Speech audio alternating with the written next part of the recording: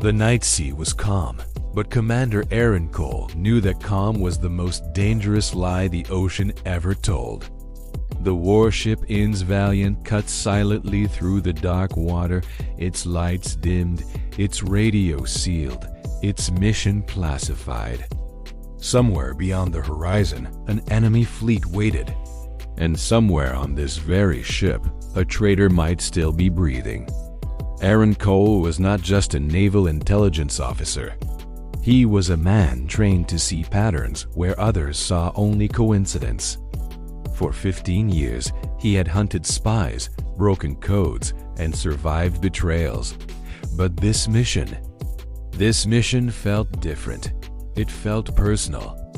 Just 3 days earlier, the Navy had officially confirmed the death of Victor Halley. Victor Halley, enemy spy, master manipulator, the ghost of naval intelligence. He was the man believed responsible for leaking battle routes and sinking 2 of their warships. The report said he was killed after an explosion destroyed a small reconnaissance vessel near the strait. No body was ever recovered, but the blast was massive. Officially, Victor Halley was declared killed at sea. Aaron had signed the final report himself, yet something didn't sit right. Something clawed at the back of his mind. At 2:17 hours, a coded signal shattered the electronic silence. It wasn't an enemy transmission, but it wasn't friendly either. Aaron decoded it alone in the dimly lit intelligence room, the hum of the servers the only sound. One single line of text appeared on his screen, and his blood ran cold. "The dead do not sleep." That phrase. That specific phrase belonged to Victor Halley. Only 2 people in the entire world knew it. One was Victor. The other was Aaron Cole. Years ago, they had trained together at the same academy with the same instructors, but on opposite sides of a silent war. Victor had once told him, a wry smile on his face, "If I ever disappear, Aaron, remember this. Death is just another disguise." Aaron forced the memory down. No, Victor was dead. He had seen the wreckage himself. It was impossible. Still, he couldn't ignore the signal. He ordered a silent, internal sweep of the ship. No alarms, no panic, just a quiet check. Lieutenant Harris reported back minutes later. Everything was secure. The entire crew was accounted for. No unauthorized presence detected anywhere on board. The report was too perfect, too clean. In Aaron's world, perfection was a red flag. He decided to walk the ship himself. He moved through the vessel's steel vanes, the engine room hot and loud, the medical bay sterile and quiet, the cavernous storage decks. Every face he passed looked loyal, tired, human. Just sailors doing their duty in the dead of night. Then he reached the lower compartment deck, C. A lone sailor stood near the emergency lockers, his back to him. His posture was wrong. He was too still, too rigid, like a statue trying to pretend it was part of the landscape. Aaron approached quietly, his footsteps muffled by the thrum of the ship. "Your name?" he asked, his voice steady. The man turned slowly. A thin scar traced a line across his cheek. His eyes were calm, unsettlingly familiar. "Evan Brooks, sir," the man replied, his voice even. A false name. Aaron knew that scar. He had stitched it himself, years ago, on Victor Hale's face after a joint training exercise went wrong. But Aaron's expression didn't change. He said nothing.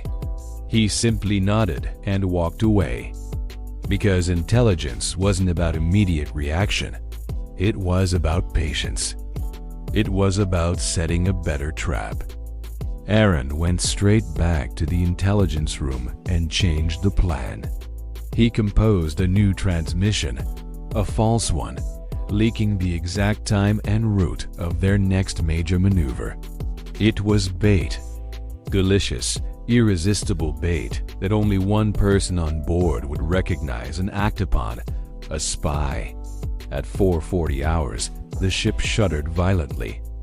An internal explosion, controlled and small, just as Aaron had anticipated. It wasn't enough to sink the ship, but it was more than enough to create chaos. Alarms blared. Crew members ran through the corridors, shouting, their training kicking in. Smoke began to fill the passageways. Aaron moved against the panicked flow, his eyes scanning, his purpose clear. In the smoke-filled corridor near the armory, he found him. The disguise was gone. Victor Halle stood there, alive and very real, a confident smile playing on his lips, a gun held loosely in his hand. "Still sharp, Aaron," Victor said, his voice cutting through the noise. "You always were." Aaron raised his own weapon, his aim steady. "You should have stayed dead," Victor laughed, a soft, chilling sound. "You're the one who declared me dead. I simply agreed with your assessment." They stood facing each other, two ghosts from the past, as the wounded ship groaned around them. "You killed innocent men," Aaron said, his voice low and hard. Victor's eyes hardened, the smile vanishing. "And you followed orders that killed more. Don't you dare pretend we're different, Aaron." He took a step closer, the smoke swirling around him. "I didn't come here to escape. I came here to finish something." "What?" Aaron asked, though he already knew. "You." And in that instant, Aaron understood everything.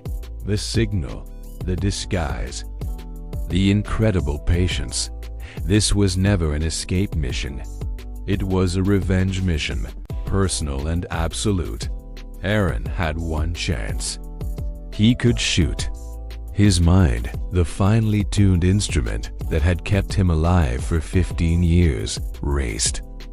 It calculated angles, outcomes, the risk of ricochet, the safety of his crew down the corridor.